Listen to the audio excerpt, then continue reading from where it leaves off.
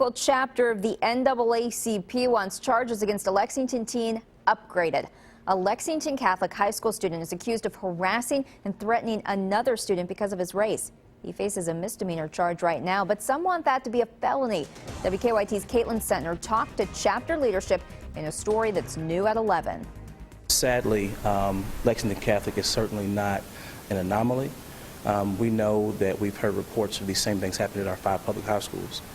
Police charged a 17-year-old Lexington Catholic student earlier this week for allegedly harassing a fellow teammate on the football team.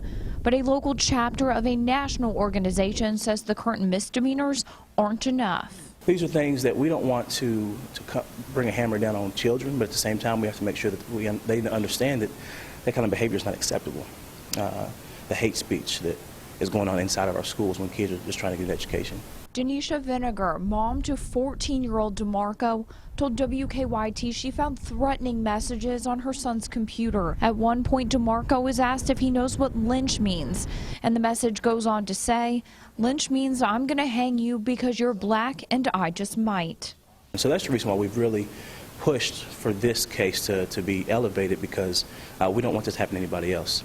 The next step for the local chapter of the NAACP is for them to get in contact with the Commonwealth Attorney.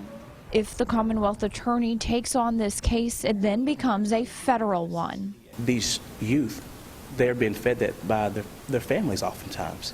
And so while people think that symbols and maybe this kid's verbiage isn't really that big of a deal, it really is, because it speaks to a larger issue. And it's something that we have to make sure that we alleviate, and it won't go away if we don't talk about it. DeMarco is now attending a public school. Fayette County Attorney Larry Roberts said he could not speak specifically to this case because it's pending and because it involves juveniles. In Lexington, Caitlin Sentner, WKYT. Lexington Catholic released a statement saying, as an academic institution, we must learn from this experience, also saying they will become a more inclusive and welcoming community.